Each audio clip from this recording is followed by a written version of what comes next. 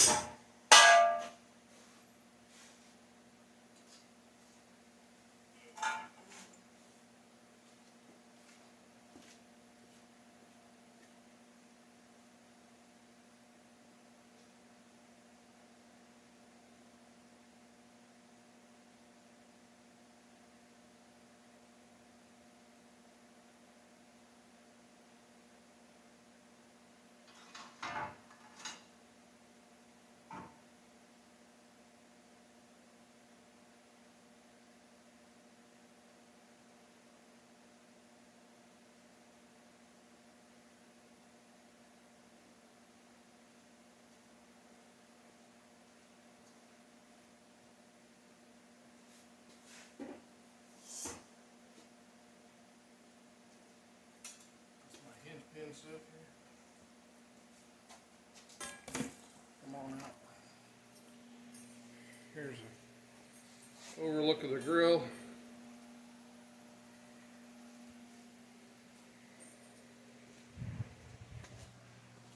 And the bumper. Once I get this pivot pin stuff finalized, or at least roughed in,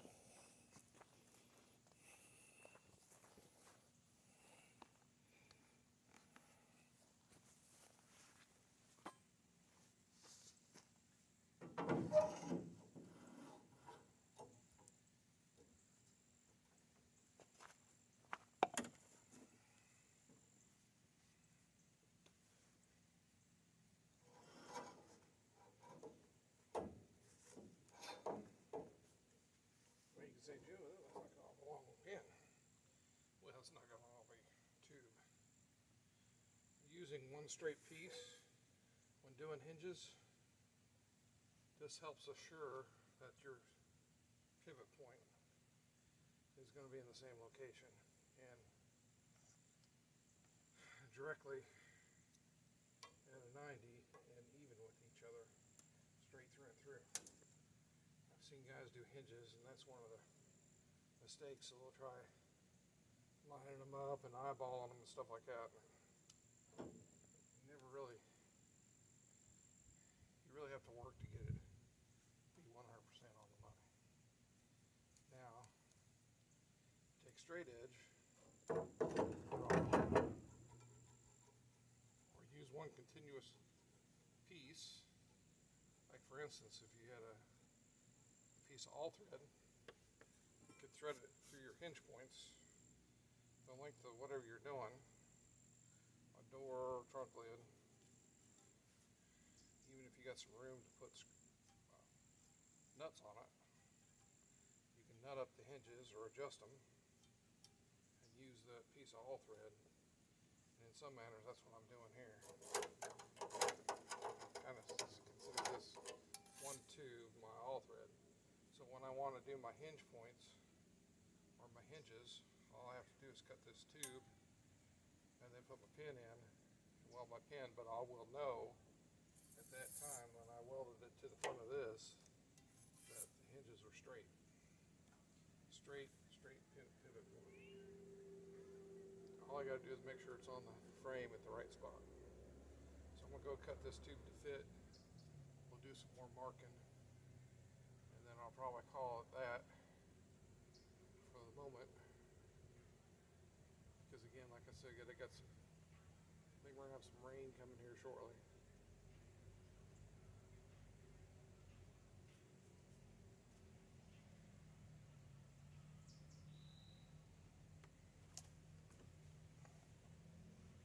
I'll be right back.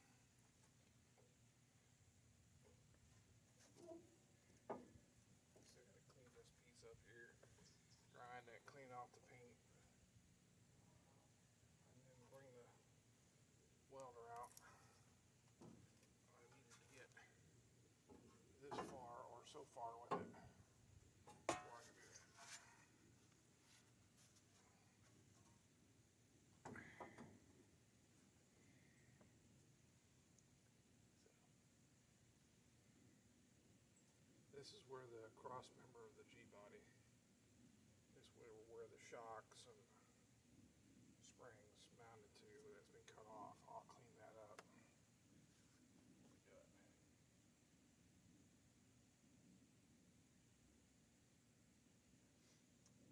And so what I'll do is this webbing in here will get cut out and notched. This will slide down in there. I don't have to be careful of. What I don't want is a whole bunch protruding out that front.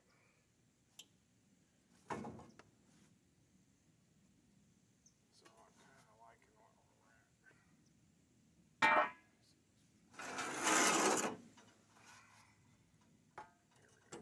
This is it. I should start marking mine.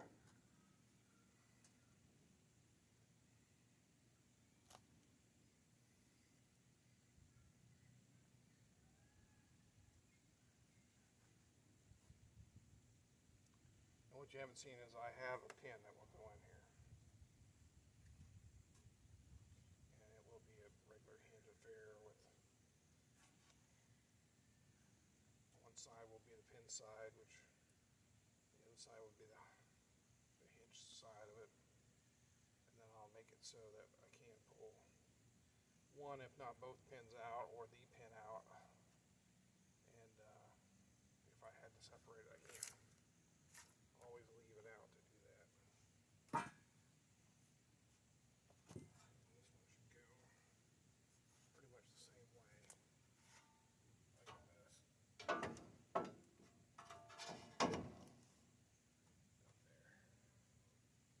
See, it'll get notched back into it. Now both these sides of the firewall are not the same.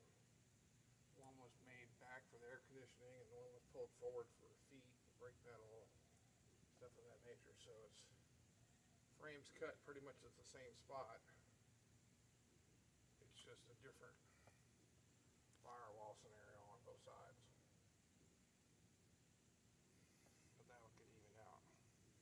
This for the right now will get welded into these things, these old bumper brackets. I will also make some plates to take some of this stuff out of here and weld it more into the unibody. I've seen some spots underneath the unibody frame that I need to rebox and redo because of rust and stuff like that, but that's not a big. Biggest thing right now is I got to get this pivot point done so then I can do the front. Also, it allows me, once I get this front pivot point done and this front of the body lined up and the back lined up, I can do my saddle points where this body will cage down into. And once I have the body where it's going to go, then I can start doing all the other stuff to it. And also I can lift it up and then start doing the engine carriage. And engine carriage is for a unibody, it's not a lot different than a regular car. It's just that you can do some things differently. You can also use a lighter gauge if you want to box it and make it a little bit bigger.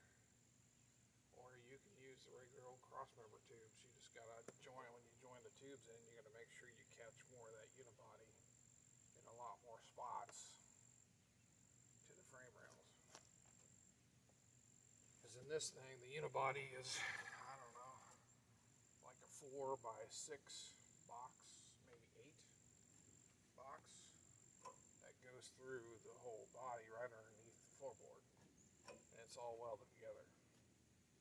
So when I tap into that, I just got to make sure I get more points to capture, and then it'll be pretty strong. Up front here, once I do this, I'll also put a cross piece in here. I already have a cross piece tying the back frame together. This is going to help tie this front frame together. And I'll pretty much have a straight shot tunnel. As far as the front goes, if I wanted, I could take take the transmission tunnel and stuff out in the front floorboard, create more footroom. It really, the sky's the limit. The back half, the back seat area, that's still up in the air what I'm going to do yet. I don't know. I'm envisioning where the motor's going to go, and portion of the motor will protrude through the floor, or I should say the top end of the motor will be into the floorboards of the back seat area, trunk area, and truck bed area. Hence the Monte Coe Mino. It'll have the El Camino portion of it in the back. C10 truck, El Camino tailgate portion of the project. So hopefully I'll have a little bit clearer weather, clearer window tomorrow on rain, and we'll do some more poking around. I'll get you some footage of probably trying to notch these frame rails in. I'll probably bring my plasma cutter out here to do that, and I'll probably do several different things. Where I go into these frame rails, I'm probably going to bird mouth and bring the portion over. I can also come off of it with a little notch there too, and box into these. I'll weld this tube into here. We'll do some grinding, weld it into this plate. And again, that bottom is pretty rusty. I can feel where I'm gonna have to do. I got more of that 1/8 inch plate. What I'll probably do is break some 1/8 inch box plate and go up underneath there to redo that frame rail, and this side too.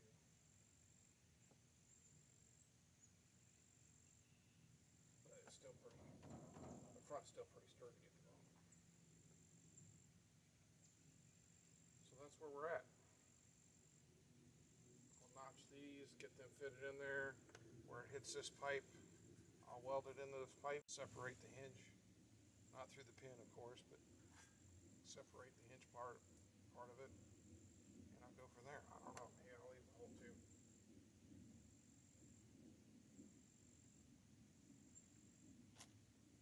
Depending on how long my pin has to be, I could make it so I can slide it all the way out that way, or I could cut the tube here, pull the pin this way.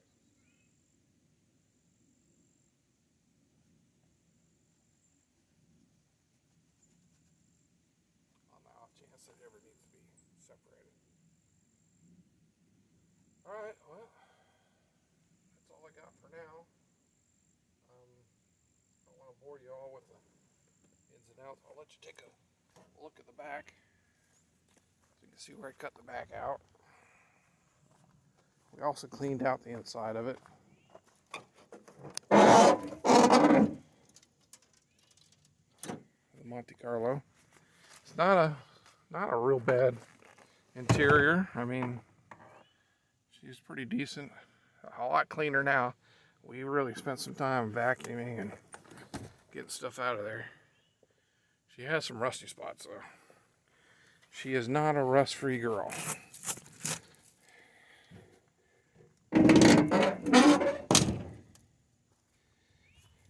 Here's where I chopped the rear frame rails. Back here will be a saddle point.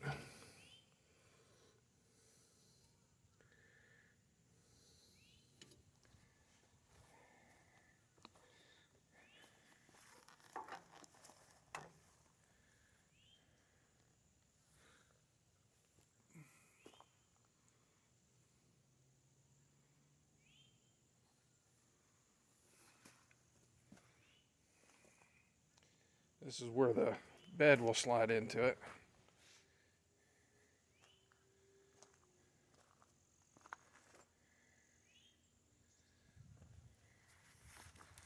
Alright.